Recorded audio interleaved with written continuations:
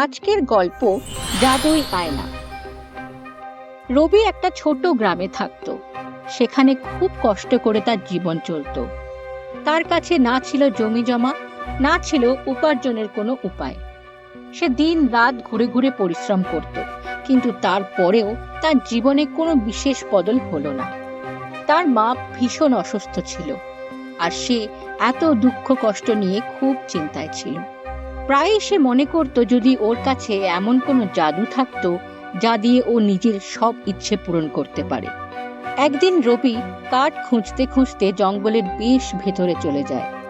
সেখানে সে একটা অনেক পুরনো ভাঙা বাড়ি দেখতে পায়। উৎসুক হয়ে রবি সেই ভাঙা বাড়ির ভেতরে চলে যায়। ভাঙা বাড়িটার ভেতর অনেক পুরনো জিনিসের সাথে ধুলো ভরা একটা আয়নাও রাখা ছিল।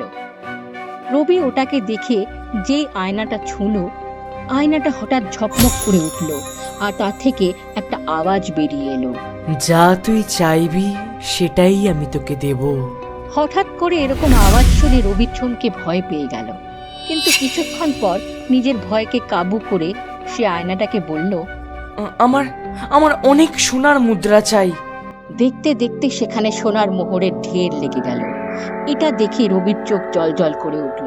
সে বুঝতে পেরেছিল যে এবারে তার ভাগ্য বদলে গেছে। রবি সেই আয়নাটা আর সোনার মোহরগুলো নিয়ে বাড়ি ফিরে এলো। এবারে রবি সেই আয়নাটা দিয়ে রোজ রোজ নতুন নতুন ইচ্ছে পূরণ করতে শুরু করলো। কয়েকদিনের মধ্যেই সে ওই গ্রামের সব থেকে ধনী হয়ে উঠল। তার কাছে ছিল নিজের বিশাল বাড়ি, গাড়ি আর অনেক চাকর বাকর। কিন্তু তার ইচ্ছেগুলো যেন এখনো শেষ হয়নি। সে এবারে নিজেকে গ্রামের সব থেকে শক্তিশালী বানাতে চাইছিল। নিজের পুরনো বন্ধুদের বিরক্ত করতে শুরু করলো সে। একদিন সে এক গরিব চাষি রামুকে ধমক দিয়ে ভয় দেখিয়ে তার সব জমি জমা কেড়ে নিল। এখন আমি এই গ্রামের রাজা, আর তোমার জমির ওপর আমার অধিকার আছে। এখন তুমি এখান থেকে চলে যাও। গ্রামের মানুষ রবির এই চেহারা দেখে ভয় পেতে আরম্ভ করলো। সে তাদের ধমকাতো আর তাদের সমস্ত সম্পত্তি জবরদস্তি দখল করে নিত। ওই গ্রামেই এক ধনী সেঠ ছিল, যার নাম ছিল চাঁদবাবু, যে নিজেকে সব থেকে বড় মনে করত। সে রবির এই বাড়ন্ত প্রতিপত্তি দেখে জ্বলতে শুরু করলো। নিজের লোকেদের রবির এই রহস্যের খোঁজ করার জন্য আদেশ দিল। শেষে সে জানতে পারল যে রবির এই উন্নতির পেছনে আছে এক জাদুই আয়না। এবারে চাঁদবাবু যেন যে কোনো উপায়ে ওই আয়নাটা নেওয়ার চেষ্টা শুরু করলো। একদিন রবি এক গরিব চাষি মাল্লুকে সবার সামনে অপমান করছিল। ভীষণ রেগে গিয়ে মাল্লু উল্টে তাকে জবাব দেয়, আরে রবি, এই টাকার ক্ষমতা সবসময় থাকে না রে। কিছুদিন আগে তোর অবস্থাটা কি ছিল তা সবাই জানি আমরা। আমার হারানোর কিছুই নেই, তুই আমার কি বা করবি? মাল্লুর এই উল্টো জবাবে রবি ভীষণ রেগে যায়। সবার সামনে ওকেই অপমান করলো। সে মনে মনে মাল্লুকে শিক্ষা দেওয়ার কথা ভাবতে লাগলো।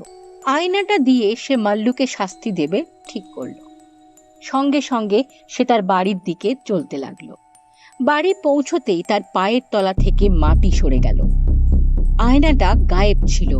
সারা বাড়ি তন্ন তন্ন করে খুঁজেও রবি সেই আয়নাটা কোথাও খুঁজে পেল না। আয়নাটা খুঁজতে খুঁজতে রবি সারা বাড়িতে এদিকে ওদিকে ঘুরতে লাগলো। তারপর সে পৌঁছয়ে গিয়ে সেঠ চাঁদবাবুর বাড়িতে।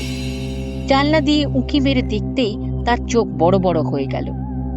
চাঁদবাবুর হাতে ছিল সেই জাদুই আয়নাটা। হে জাদুকরি আয়না, সবার আগে সেই রবিটাকে শেষ করে দে। খুব অহংকার নিয়ে ঘুরে বেড়াচ্ছে আজকাল। আর ঠিক তক্ষুনি আয়নার ভেতর থেকে আওয়াজ বেরিয়ে এলো, কারোর ক্ষতি করার উদ্দেশ্যে তুমি আমাকে যা আদেশ দিয়েছ তার মূল্য তোমাকেই দিতে হবে। হঠাৎ একটা জোরালো সারা ঘরে ছড়িয়ে পড়ল, আর আলোটা সরে যেতেই দেখা গেল যে চাঁদবাবু নিজেই ওই আয়নার ভেতরে বন্দী হয়ে গেছে। এটা দেখে রবির প্রাণ ভয় উড়ে গেল। রবির মনের লোভ আর অহংকারের পর্দাটা যেন হঠাৎ করে সরে গেল। সে বুঝতে পারল যে আজ যদি মাল্লুকে মারার জন্য সে আয়নাটাকে হুকুম করত, তো আজ চাঁদবাবুর জায়গায় সে বন্দী হয়ে যেত। এবারে সে নিজের সমস্ত লোভ ছেড়ে দিয়ে ওই আয়নাটাকে একটা গভীর কুয়োর ভেতর ফেলে দিল। এবারে রবি সকল গ্রামবাসীর কাছে ক্ষমা চেয়ে পরিশ্রমের পথে চলা শুরু করলো, কারণ সে বুঝে গেছিল যে আসল জাদু পরিশ্রম আর সৎ থাকাতেই আছে। তবে যাওয়ার আগে এক সেকেন্ড, এই গল্পটি আপনার কেমন লাগলো আমাদের কমেন্ট করে অবশ্যই বলবেন।